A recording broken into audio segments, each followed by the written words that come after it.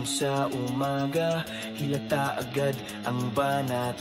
Bukas ng TV at kuya ko'y tamad na tamad agad.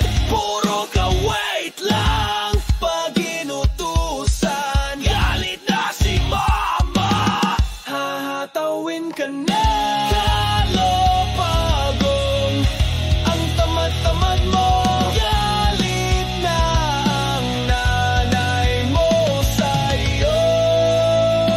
Bumangon ka at kumilos ka.